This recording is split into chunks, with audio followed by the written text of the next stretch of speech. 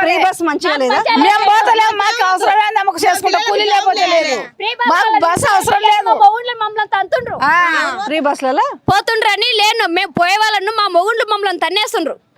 మీ అమ్మోళ్ళ ఇంటికి వేసినా పక్కోని ఇంటికి వేసినా మాకు తెలుస్తలేదు తంతుండ్రు మమ్మల్ని డైరెక్ట్ గా పోయేటోళ్ళను. మాకు సొంత ఊరు ఇదే ఊరు, బస్సు లేదు మాకు, మేము పోయేది ఉన్న ఈ ఊర్లోనే. మాకు బయటికి పోనీకి మాకు ఫ్రీ బస్సు లేదు. మా పిల్లలకు ఉద్యోగాలు కావాలి, నా బిడ్డ 10 చదివింది, నా కొడుకు 10 చదివిండు. ఇంతవరకు మాకు మేము మంగళవాళ్ళము, మాకు ఇంత కనీసం స్థలం గిట్టలేదు.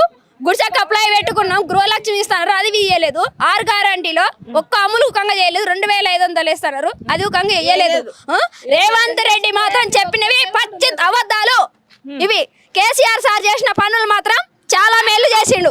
లక్ష్మీ కళ్యాణం 16,000 తులం బంగారం మీలే 1,00,000 రూపాయలు ప్లస్ తులం బంగారం ఒక్క రూపాయి ఎవరికి రాలేదా? ఎవరికి రాలేదు. మా ఊర్లో ఇంత మంది పెళ్లిళ్ళు జరుగుతున్నాయి కానీ ఒక్కరికి ఒక్క రూపాయి రాలేదు. ఈ ఊర్లో ఖచ్చితంగా హాస్పిటల్ ఒక్క సార్ వాళ్ళు కానీ కరెక్ట్ గా ఒక ప్రెగ్నెంట్ లేడీ ఉంటే ఇబ్బంది పడితే ఆపరేషన్ చేయించుకోవడానికి ముఖ్యంగా సౌకర్యం లేదు ఈ ఊర్లో హాస్పిటల్లో.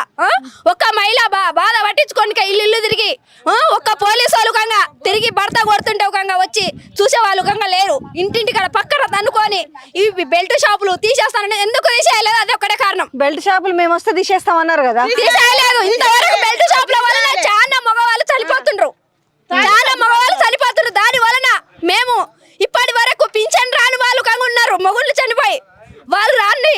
వాళ్ళకు మేము ఏం చేద్దాం, మా నాన్న చనిపోతే మా అమ్మ ఒక 10,000 ఖర్చు పెట్టుకుంటా పింఛన్ ఇచ్చిర్రు, ఒక ఇవ్వలేదు మా అమ్మకు. ఇప్పుడు మా అమ్మ పరిస్థితి ఒక కొడుకు ఒక బిడ్డని నేను ఇంటికి. ఇప్పుడు మేము అన్నదమ్ముల లెక్క మేము అనుకుంటున్నాం. కేసీఆర్ సార్ వస్తేనే మాకు అంత సంతోషం. రైతు బంధు పడుతుంది, ముసలోళ్ళకు పింఛన్ వస్తుంది, మాలాంటి మహిళలకు న్యాయం జరుగుతుంది. కానీ ఎందుకమ్మా బాధపడతారు? మీకు 2 లక్షల రుణమాఫీ చేస్తామన్నారు, చేస్తారంట. ప్రభుత్వం ఎత్తేస్తుంది, దొంగ రాజకీయం ఇది. డబ్బులు పంచుకొని లోపల పంచుకుని తినే రాజకీయం ఇది. తింటారు, ఎదురువాడి పోరాడిన కేసీఆర్ సార్కే మా ఓటు. మేము ధైర్యంగా ఓటేస్తంత, మాకు దమ్ముంది, మా సొత్తా ఓటు ఓగనికి అమ్ముకునేంత అమ్ముడిపోయేంత నీచమైన దేవత అనుకుంటే మేము దేవదారలేదు.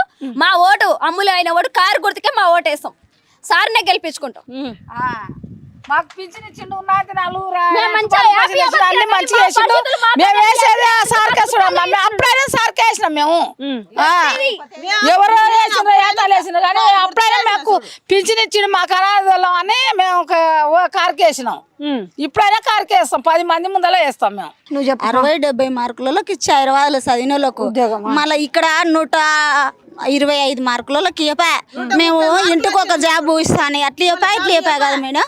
మళ్ళీ కావాలి కదా, మేము ఆకలి గొంతుకొని సంపాదిస్తాం. మీకేంది ఫ్రీ బస్ ఇచ్చిండు? ఫ్రీ బస్ మాకేం చెయ్య, మేము కూలి చేసుకుంటున్న మాకేం చెయ్య. మేము రోజు పోతాం,